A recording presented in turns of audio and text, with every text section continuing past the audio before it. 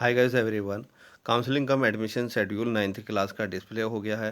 तो 18 अप्रैल से 24 अप्रैल तक आपका रजिस्ट्रेशन लॉगिन डॉक्यूमेंट अपलोड और चॉइस फिलिंग यानी स्कूल की प्रेफरेंस के हिसाब से आपको देना है और सबमिटेड बाय द कैंडिडेट्स। ये आपको कैंडिडेट्स को डॉक्यूमेंट्स और रजिस्ट्रेशन लॉगिन डॉक्यूमेंट अपलोड वगैरह आपको करने हैं। तो 18 अप्रैल से 24 अप्रैल तक प्लीज़ सर टाइम पे करिएगा काउंसलिंग, क्योंकि पूरा प्रोसेस एडमिशन का आपका ऑनलाइन होगा। अगर आप टाइम पे नहीं कर पाते हैं तो आप एडमिशन नहीं ले पाओगे। तो ऐसी गलती मत करिएगा क्योंकि आप सिलेक्टेड कैंडिडेट हो। 25 अप्रैल से 27 अप्रैल तक ये आपका वेरिफिकेशन होगा ऑनलाइन। 28 अप्रैल को है। अगर कोई आपका डॉक्यूमेंट रिजेक्ट होता है तो आपको एक टाइम दिया जाएगा, चांस है आप रीसबमिट कर सकते हो अपने डॉक्यूमेंट को। Resubmission whether the required of document against rejection. अगर कोई डॉक्यूमेंट रिजेक्ट हुआ है तो उस डॉक्यूमेंट को आप सही करके आप रिसबमिट कर दोगे। उसके बाद 29 अप्रैल को आपका वेरिफिकेशन और रीसबमिटेड डॉक्यूमेंट का वेरिफिकेशन होगा और 30 अप्रैल को आपका प्रिपरेशन एंड डिस्प्ले ऑफ फार्मूलिस्ट यानी जो सेलेक्टेड कैंडिडेट के हैं वेरिफिकेशन के बाद 30 अप्रैल को वो डिस्प्ले हो जाएगी नाम के साथ। 1 मई से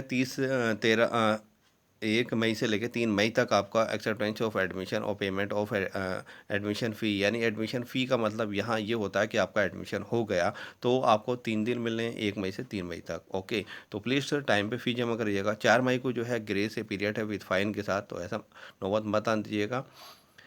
ये तो फर्स्ट राउंड हो गया जो सिलेक्टेड कैंडिडेट हैं, और जो सिलेक्टेड कैंडिडेट अगर नहीं ले पाते हैं तो फिर उसके चांस मेमो वगैरह क्लियर होती है, लेकिन चांस मेमो कम होती है, ये याद रखिएगा। 5 मई से 6 मई तक आपको रजिस्ट्रेशन और लॉगिन वगैरह ये डॉक्यूमेंट अपलोड करने हैं। सेम प्रोसेस रहेगा। 7 मई को वेरिफिकेशन ऑफ डॉक्यूमेंट होगा। 8 मई को री सबमिशन होगा रिजेक्टेड डॉक्यूमेंट्स का। 9 मई को यह वेरिफिकेशन ऑफ री सबमिटेड डॉक्यूमेंट्स होगा। 10 मई को यह फॉर्म लिस्ट डिस्प्ले हो जाएगी और 11 से 12 आपको फीस जमा करनी होगी। 13 मई को आपको ग्रेस पीरियड विथ फाइन के साथ करना होगा, लेकिन ऐसी नौबत ना आए। ओके, तो प्लीज़ टाइम पे करिएगा।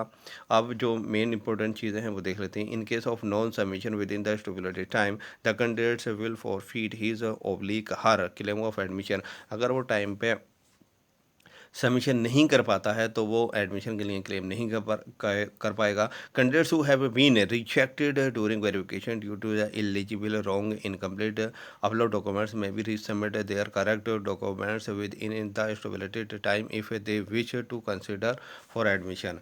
अगर किसी वजह से वो रॉन्ग इन्फॉर्मेशन उसने दे दी है और ये इनकम्प्लीट या रॉन्ग डॉक्यूमेंट अगर अपलोड हो गया तो वो रीसबमिट कर सकता है। जैसे ये फर्स्ट राउंड है 18 अप्रैल से 24 अप्रैल है। अगर 18 अप्रैल में आपने धोखे से आपका कोई डॉक्यूमेंट अपलोड गलत हो गया, आपकी जगह किसी छोटे भाई का हो गया या बड़े भाई का हो गया से, और ये कुछ इन्फॉर्मेशन स्पेलिंग वगैरह कुछ नाम की गलत हो गई, तो आप वो सही कर सकते हो क्योंकि वो टाइम क्या है 18 अप्रैल से 24 अप्रैल।